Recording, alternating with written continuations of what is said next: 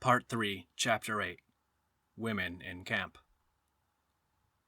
And how could one not think of them, even back during interrogation?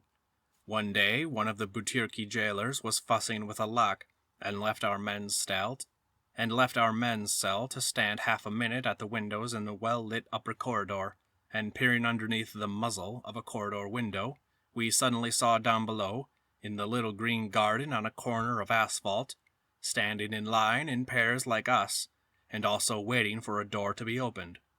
Women's shoes and ankles.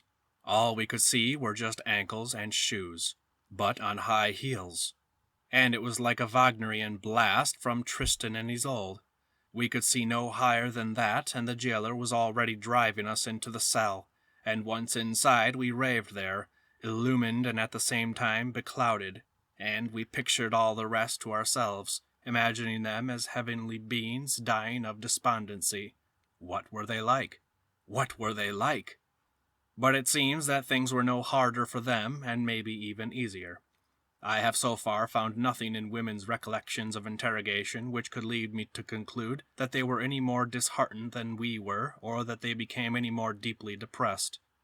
The gynecologist, N.I. Zubov, who served 10 years himself and who in camp was constantly engaged in treating and observing women, says, to be sure, that statistically women react more swiftly and more sharply to arrest than men, and to its principal effect, the loss of the family. The women arrested is spiritually wounded, and this expresses itself most often in the cessation of the vulnerable female functions. But of course, for all of us, and for women in particular, prison was just the flower. The berries came later. Camp. And it was precisely in camp that women would either be broken or else, by bending and degenerating, adapt themselves.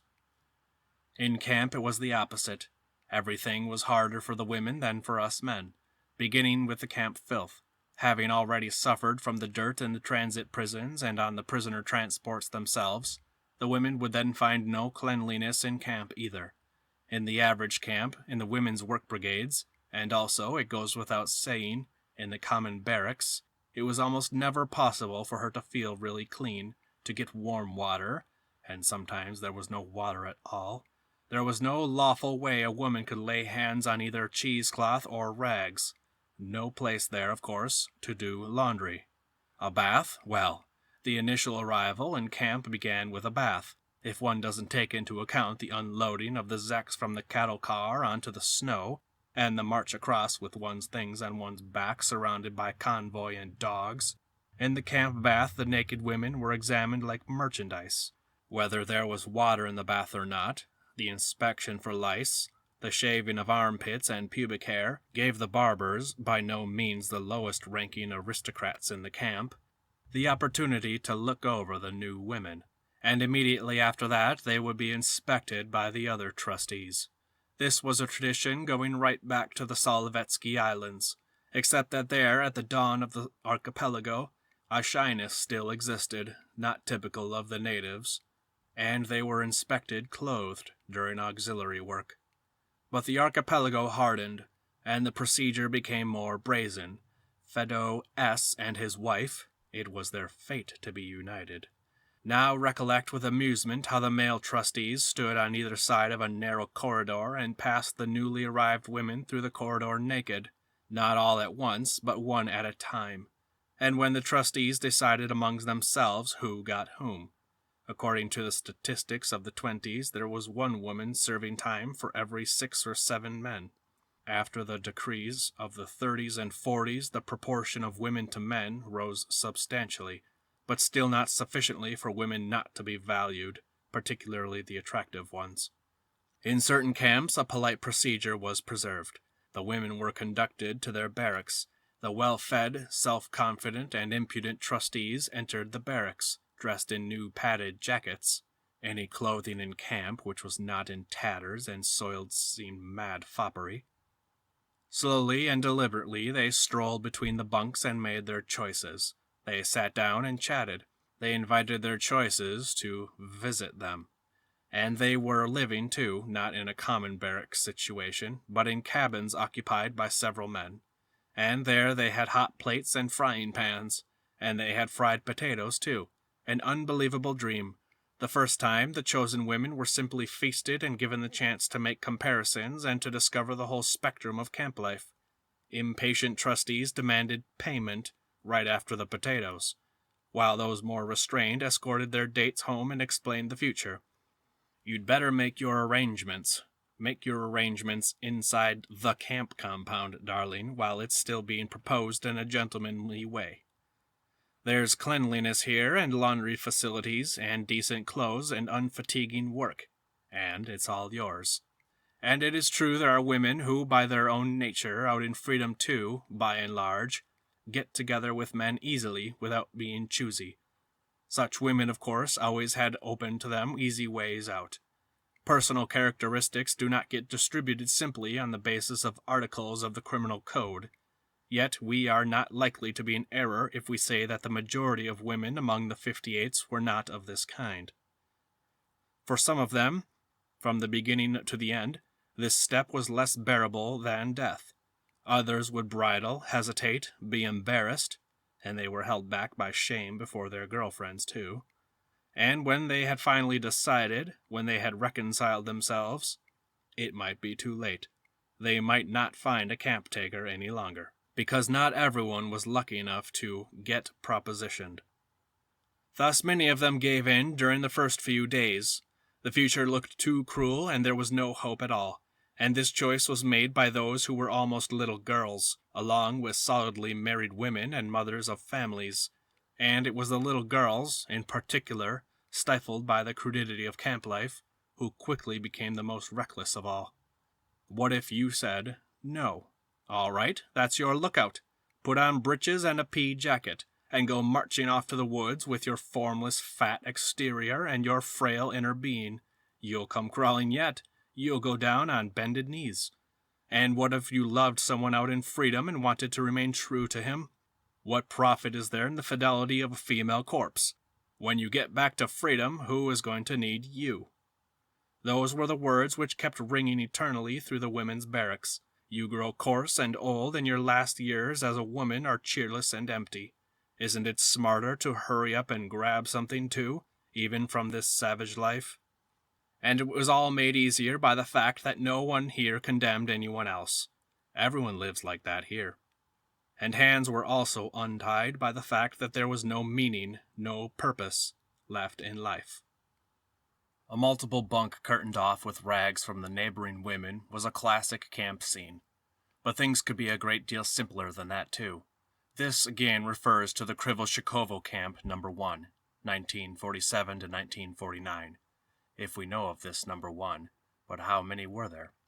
At this camp there were thieves, nonpolitical offenders, juveniles, invalids, women and nursing mothers, all mixed up together. There was just one women's barracks, but it held 500 people. It was indescribably filthy, incomparably filthy and run down, and there was an oppressive smell in it, and the bunks were without bedding. There was an official prohibition against men entering it, but this prohibition was ignored and no one enforced it. Not only men went there, but juveniles too, boys from 12 to 13, who flocked in to learn. First they began with simple observation of what was going on. There was no false modesty there, whether because there were no rags or perhaps not enough time. At any rate, the bunks were not curtained off. And, of course, the light was never doused either. Everything took place very naturally, as in nature in full view, and in several places at once. Obvious old age and obvious ugliness were the only defenses for a woman there, nothing else. Attractiveness was a curse. Such a woman had a constant stream of visitors on her bunk and was constantly surrounded. They propositioned her and threatened her with beatings and knives, and she had no hope of being able to stand up against it, but only to be smart and about whom she gave in to pick the kind of man to defend her, with his name and his knife from all the rest, from the next in line, from the whole greedy queue, from those crazy juveniles gone berserk, aroused by everything they could see and breathe in there. And it wasn't only men that she had to be defended against either, nor only the juveniles who were aroused. What about the women next to them, who day after day had to see all that but were not themselves invited by the men? In the end, those women, too, would explode in an uncontrollable rage and hurl themselves on their successful neighbors and beat them up. And then, too, venereal diseases were nearly epidemic at Krivoshchekovo.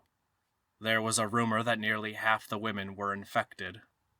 But there was no way out, and on, both the sovereigns and the suppliants kept crossing the same threshold, and only those who were very foresighted, like the accordionist K, who had his own connections in the medical section, could each time check the secret list of the venereal disease patients for himself and his friends in order to not get caught.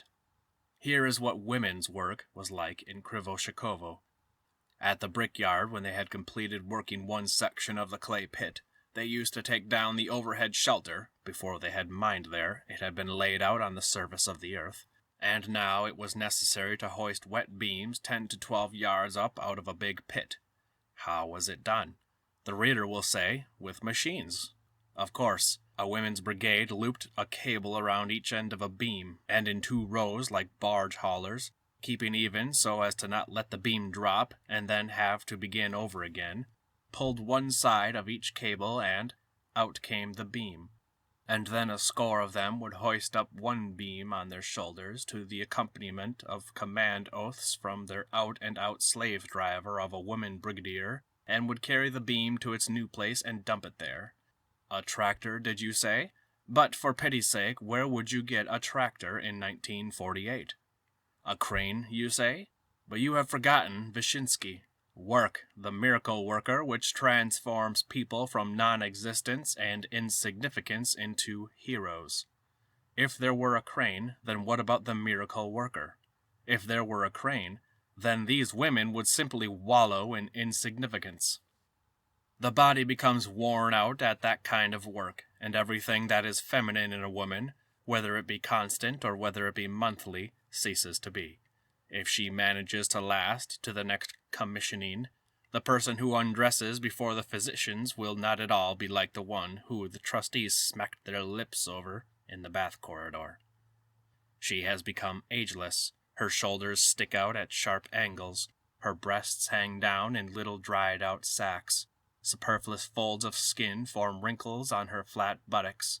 There is so little flesh above her knees that a big enough gap has opened up for a sheep's head to stick through or even a soccer ball. Her voice has become hoarse and rough, and her face is tanned by pellagra. And, as a gynecologist will tell you, several months of logging will suffice for the prolapse and falling out of a more important organ. Work, the miracle worker. External legislation, for outside Gulag, seemingly abetted camp love.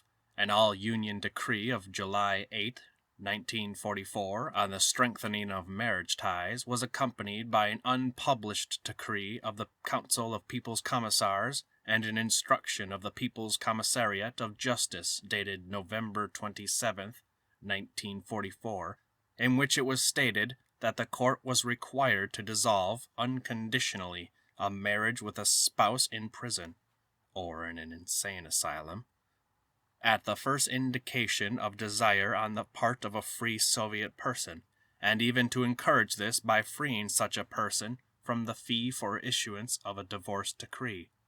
And at the same time no one was obliged legally to inform the other spouse of the accomplished divorce. By this token, citizeness and citizens were called on to abandon their imprisoned wives and husbands all the more speedily in misfortune, and prisoners were correspondingly invited to forget about their marriages all the more thoroughly. Yes, the Zeks were to forget about their marriages, but Gulag instructions also forbade indulgence in love affairs as a diversionary action against the production plan.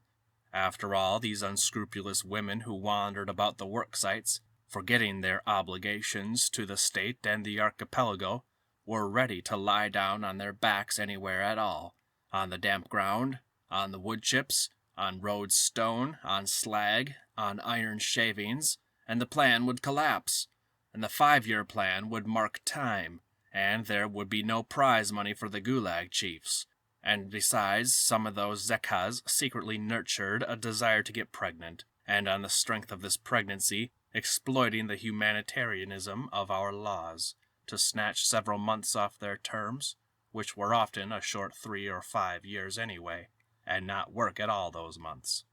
That was why Gulag instructions required that any prisoners caught cohabiting should be immediately separated, and that the less useful of the two should be sent off on a prisoner transport. Plundered of everything that fulfills female life, and indeed human life in general, of family, motherhood, the company of friends, familiar and perhaps even interesting work, in some cases perhaps in art or among books, and crushed by fear, hunger, abandonment, and savagery, what else could the woman camp inmates turn to except love? With God's blessing, the love which came might also be almost not of the flesh, because to do it in the bushes was shameful, to do it in the barracks in everyone's presence was impossible, and the man was not always up to it, and then the jailers would drag the culprits out of every hideout, seclusion, and put them in the punishment block. But from its unfleshly character, as the women remember today, the spirituality of camp love became even more profound, and it was particularly because of the absence of the flesh that this love became more poignant than out in freedom. Women who were already elderly could not sleep nights because of a chance smile, because of some fleeting mark of attention they had received. So sharply did the light of love stand out against the dirty, murky camp existence. But it was not only the custodial staff and the camp chiefs who would break up camp marriages. The archipelago was such an upside-down land that in it a man and a woman could be split up by what ought to have united them even more firmly, the birth of a child. A month before giving birth, a pregnant woman was transported to another camp, where there was a camp hospital with a maternity ward, and where husky little voices shouted that they did not want to be Zeks because of the sins of their parents. And these issues of whether to give birth or not, which were difficult enough for any woman at all, were still more confused for a woman camp inmate, and what would happen to the child subsequently. And if such a fickle camp fate gave one chance to become pregnant by one's loved one, then how could one go ahead and have an abortion? Should you have the child? That meant certain separation immediately, and when you left, would he not pair off with some other woman in the same camp? And what kind of child would it be? Because of the malnutrition of the parents, it was often defective. And when you stopped nursing the child and were sent away, you still had many years left to serve. Would they keep an eye out so as to not do him in? And would you be able to take the child into your own family? For some, this was excluded. And if you didn't take him, would your conscience then torment you all your life? But why rake up all that past? Why reopen the old wounds of those who were living in Moscow and in country houses at the time, writing for the newspapers, speaking from rostrums, going off to resorts and abroad? Why recall all that when it is still the same even today? After all, you can only write about whatever will not be repeated. End of Part 3, Chapter 8.